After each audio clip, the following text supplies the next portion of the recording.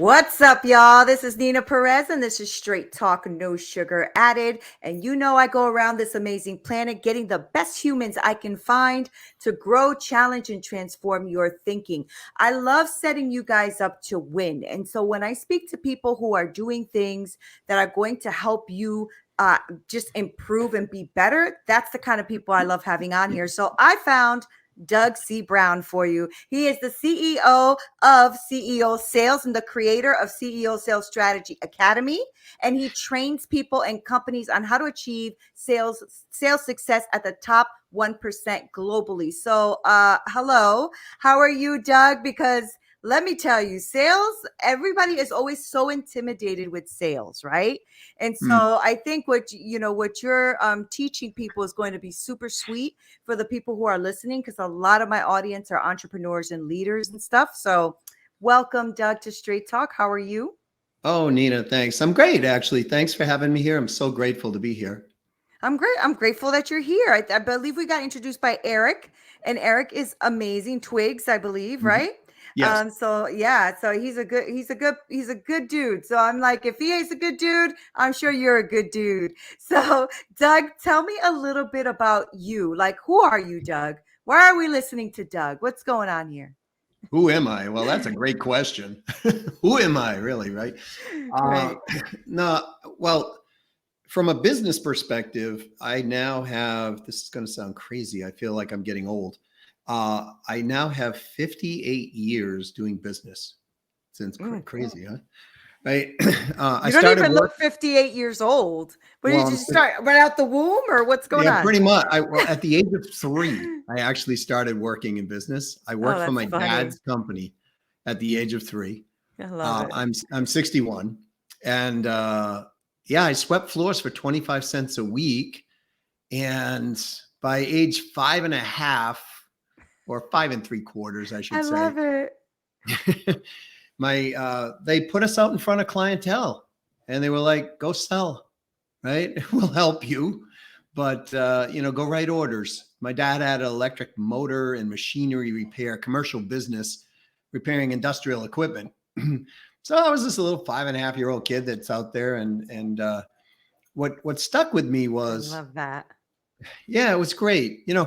Now my dad died kind of young, so I never had the chance. I never asked him. I said, Dad, did you do this for low cost labor, or did you do this to teach us? Right. Because they're all 4 of my brothers were there as well. And there was about 14 people in the company total. And I remember I was just a little kid, and I would be writing these orders and asking questions, and my grandparents were there, and my dad was there, and some of the other people that were employees were there helping me. And what stuck with me, Neena, was I would take a part back then for some type of, like, maybe electric motor or something, and we'd pay $3 for it, but I'd sell it for 6. Mm.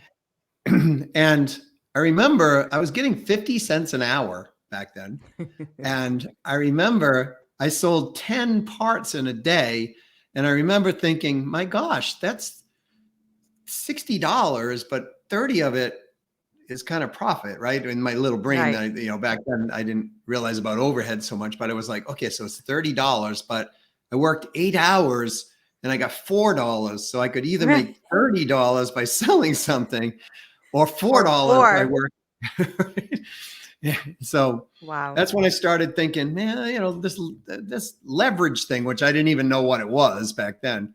This is a good deal. If I sell 20 of these things, I can make $60 in a day Right. versus 4. So then I started figuring out, how do I sell one part, then another part, like multiple parts, like combined selling, if you will, for cross selling. And okay, well, if I could do that, maybe I can sell them a capacitor or something and charge $15 that we paid 7.5, and I make more. So it was all this like stuff. So by the time That's I was smart. Yeah, by the time I was 10 years old, I used to go to school from 8 in the morning, basically, and get out of school by 11 o'clock in the morning, and then go work for my dad's business.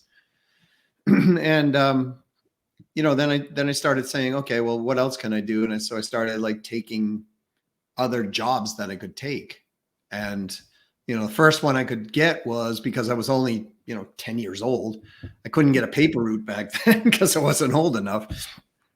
So I persuaded my brothers to give up their paperwork, their paper route, and then go out and get other paper routes. And what we would do is we'd started all these paper routes around it. And I would actually either deliver the papers or I would go find other kids in the neighborhood Oh to my deliver the gosh. papers.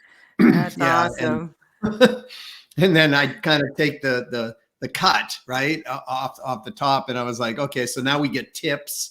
So that's a form of sales. So, we do a really bang up job. And, if somebody's, I don't know, their Wow. plant fell over, we'd knock on the door and go, hey, I straightened your plant, whatever, it did make a little bit more money. And I just kept progressing from there. And I started businesses when I was young. Got my first bank loan at 13. I persuaded my second oldest brother to actually Wow. co-sign a loan for me. And, it just kept going from there. So I worked for my dad until I was about 19 years old. My dad decided to, sell the business out. No, actually close it at that point and sell the assets. And so, all my friends and everybody in my family, except one, was always in the military. So I went into the military at that point. And then when I came out of there, I went into college. And because what the heck, you got to get an education, right? You can't be anything without an education, so to speak. So I did. I got a couple of college degrees. And then when I got out of school, I couldn't find a job. I couldn't find a job. I had degrees That's in funny. biology and nuclear medicine. And I got a hospital offered me emergency call. And when I was in there, I realized while I was going to college, I was selling music equipment. And I was selling music equipment to a lot of the bands, maybe Neena, you might have listened to, and I listened to when we, growing up, bands like Aerosmith and Oh Boston yeah. Eagles. And, I was hanging out with all those guys and gals, from the band. I remember Till Tuesday, I had a song called Voices Carry back then. And I was like, my gosh, I'm making more money selling music equipment than I was in the hospital making. And I remember it being kind of like this come to, the light conversation with myself. What are you doing? Like, you got all these degrees, but you have all this loan debt. And so why don't I try selling for a living? And because I didn't even realize when I was selling music equipment, I was actually doing sales. With my dad, I was doing it. Right? So from there, I got a job for a telecommunications company, and I became a major account executive for this company. I don't know why they hired me. I was good at the interview, I guess. I sold myself in, but I really didn't have a lot of telecommunications experience. So I bought 3 telecommunications engineering books and read them over the weekend to kind of figure out what I was doing. Okay. Okay. And but I didn't know how to sell. Because selling is just communication with people. So I knew how to do that. And I became their top selling representative in the company Wow. in the first year. And, I tripled my money that I was going to make in nuclear medicine in my first year. Wow. So I just never looked back. And then I just kept training to get better. And then it was like, okay, I want to just get better and better and better, and then help other people do the same thing. And that's pretty much what I've been doing for the remainder of my life. You know what's interesting about your story too is, well, there's a few things. There's a lot there, right? So, like, the first thing is, I love the fact that your dad really just instilled that in you, right, from when you were little. Because you could have been out there, just on your tricycle or something, but he Yeah. decided to give you something that still serves you for life, which is so freaking cool, right? Yeah. I love that. You know what's really interesting to me is, I think if you would have went to school for sales, you probably wouldn't have been so good at it. Sometimes it's that, not that going to school for sales is a bad thing. So I want to, justify that. But what I'm saying is that it's almost like you learning to do the communication is really what helped, right? Yes. Like, really, like, having that bond with people, getting along with people, because it sounds to me like it wasn't pressure for you, especially like when you were doing it for college, right? You had an idea of what you were going to do with college and what you were going to do out of college, yet you were selling things for fun and to make money, Yeah. right? Yeah. So I think people take what I guess where going is that I think people take sales so scary. They think sales is such a scary thing and that they can't do it. Right. Yes. But I think with somebody mentoring you or teaching you the right way, it's not so scary. Do you agree with that?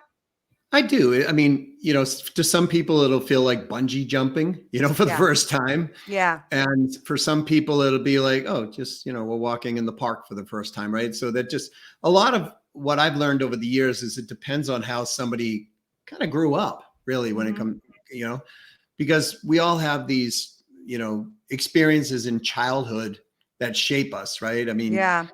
and I remember, and I've done the same with my daughters. I have two daughters, and I basically kind of plunged them into the world of business immediately, right? And I was bringing them to all the big events that I was doing, whether it was Tony Robbins event I was doing, or Chet Holmes. I remember we had Chet wrote a book called The Ultimate Sales Machine, and I was Chet's president of training and sales for his company at that time, and That's we went out awesome. to dinner, and he was playing like quarter games with the girls. They were only like 5 years old, right? 6 years old, but he was teaching them.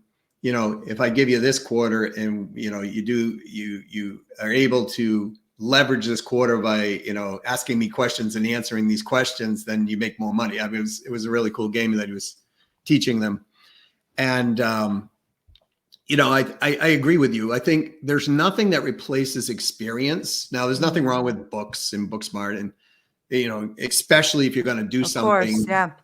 we want to get a foundation. But when I learned in the medical field, you could study all you want, and we did. But the first time someone had a heart attack, I worked in nuclear medicine, so we did what was called nuclear cardiology, and we would do stress tests, and it was basically stressing the heart to see if the heart was okay. And I remember the first time the man collapsed and fell to the floor, and we had to revive him. Mhm. And nothing in a book prepares you for that. Right. Nothing, Right. right? And what did prepare me for that, though, was the military, because I had friends who got hurt and this and that. So it wasn't a complete shock, but it was hard. But nothing in a book could ever prepare you for that. And I don't think in selling, you can read all the closes and read all of the ways of handling this situation and say that and say this, which I don't like that type of training anyways, because it gets Right. people into trouble. I think it's really one of those things that we've got to get out there and practice, but practice in a safe environment. Right. And because I don't know many human beings, including myself, who like to be rejected. And Right. that's, I think, part of Right. the thing that knocks people out of selling. But if you think about it, those of us who are listening to this, you've been selling your whole life, Mhm. Children are the best salespeople in the world. They really are. They They really are. I was just talking with a friend of mine I'm actually his client. I have a software startup company that we're doing, and he's the development company. He was telling me about his son, Fabian. Now they live in Poland, and in Poland, the dollar in Poland is worth less than it is in the euro, right? Which is also in Europe. It's about $4.50. And Fabian had a loose tooth, and he's just a young kid. And so they were like, his tooth was wiggly, and they said, well, if you when it gets more wiggly, if you pull it out yourself, then we'll pay you 5 zloty, and that's like 5 Polish dollars. And Fabian, in his child mind, said, okay, well, we're going on a trip to Spain, and he knew that. And so what he said to his father, he said, well, Dad, if I wait and go to Spain and I pull it out there, can I get €5? I love that. So Yeah, he's gonna be something. He's gonna be something when he gets older, boy. That's smart. yeah, and That's the a thing And I was laughing at that as well. And I was like, man, but children are so much like that. Yeah. They're an open book, right? It's And then, practical. It's just practical. well, and Yeah. it's logical too, right? I mean, Yeah. I think it's logical as well Yeah. as all. And I think the thing is what happens is we grow up in an environment. And I grew up in a very kind of entrepreneurial environment, not only my dad, but my mom was a kind of a very successful Avon woman, Hmm.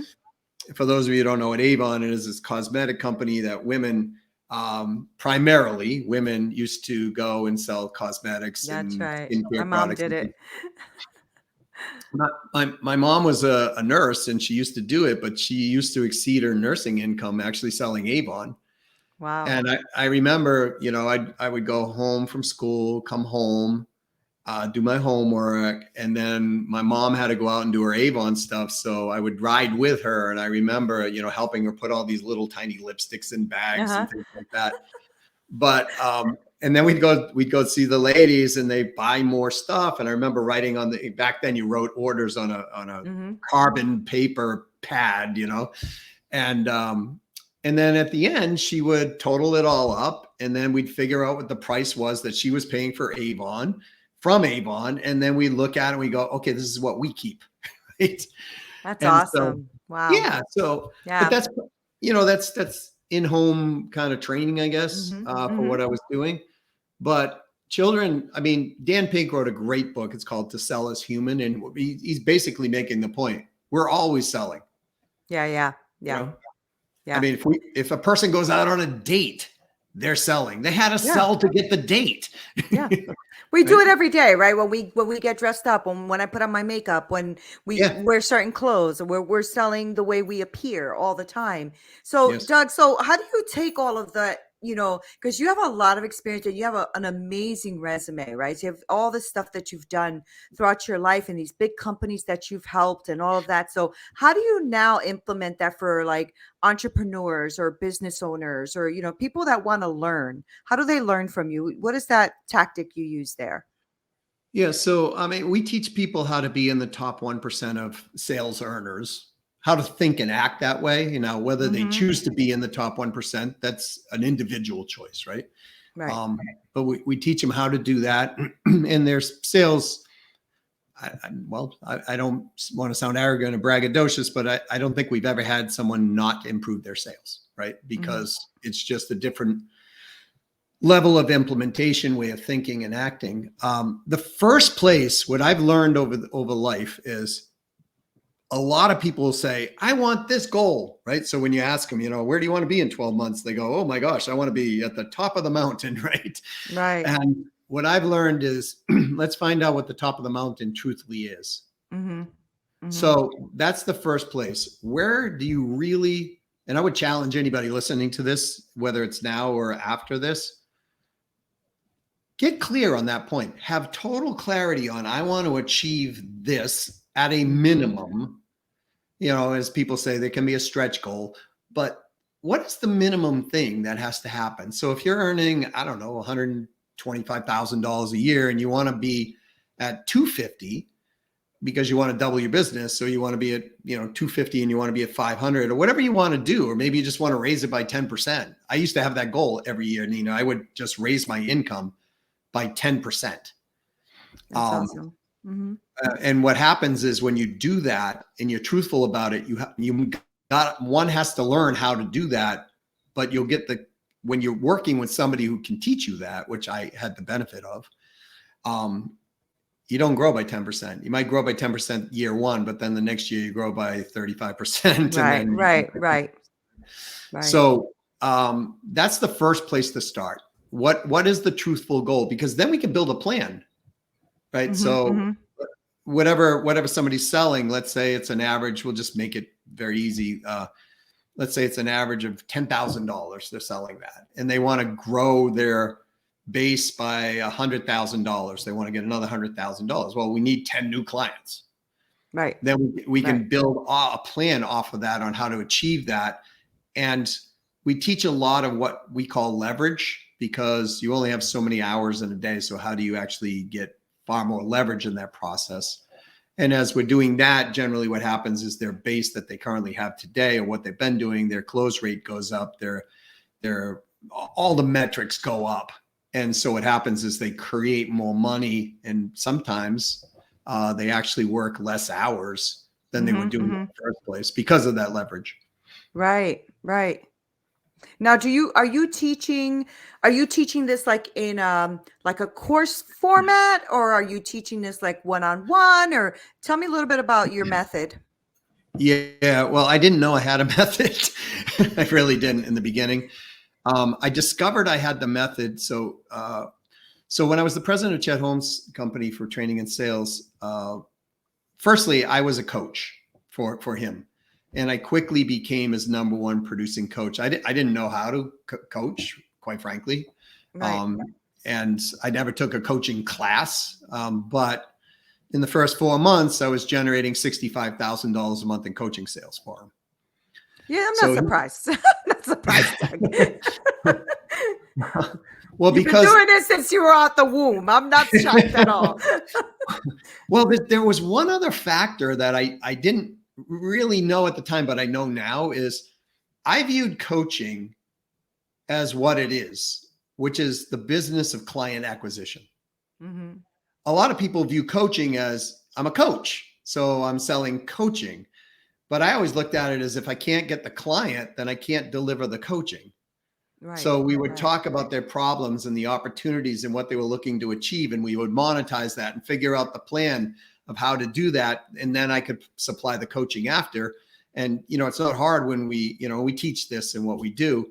If you monetize something to a point where somebody goes, my God, that's, $5 million. And you go, well, would you like to spend $60,000 to acquire that? right, They don't go, oh no, I don't want to do that. Right. I mean, it's just kind of, right. so, but once I got there, then Chet came to me and he was like, what the heck are you doing? Because all those other coaches weren't doing that. So I said, well, I'm doing this. He said, well, why don't you help the sales division? Would you do that? And I said, sure. And, so I did. And right around then, Tony Robbins had come into the company. He bought into the company. So essentially I became, Tony's president of training and sales for the business divisions as well. And I looked at all the numbers and the metrics and started doing what I'm doing. And their close rate went from 17.8% to 43.2% across their Wow. whole presenting team. Wow. So That's awesome. yeah, that turned into literally tens of millions of dollars, right? That's So awesome. Yeah. so then he asked me to take another division, and I did the same thing with his front end sales division. I think the close rate was 12 and a half, 12 something. And that went to almost 22%. So we had the front end, the middle end, and now the back end he asked me to also do. And so I started kind of figuring out, there's something to this, right? Because Right. you can't have 3 successes in a row. Then the head of coaching came to me and said, will you teach what you're doing in coaching? And I did. And their average order went up from $1,500 a month for 6 months to I think it was $2,500 a month for 12 months. That's So, awesome. yeah. And that's how I learned, okay, I got a process. And then, so I started like teaching it to people and just continue to do that and build upon that over life. And I've always looked at people who are much what I consider better than I am. And I was always that student that would go out and go, I'm not the brightest bulb on the Christmas tree. Let me see what the brightest bulb on the Christmas tree is actually doing. And then I would be like, oh, well, it's not really off much, but they're doing this little piece. So I would incorporate it. So over the years, that's what I did. And I honed it Right. into a system. That's awesome. Oh my gosh. I know that people who are listening right now are like, okay, we need you, Doug. We need you, right? Because there's so many, a lot of things are saturated out there, right? And I think people are starting to get a little bit disheartened, a little discouraged about, we'll go with coaching because that's what I do as well. But like the coaching industry, for instance, is very saturated, right? And Yeah. so, not that it's impossible to grow, but people still feel like, oh, there's too many, forget it.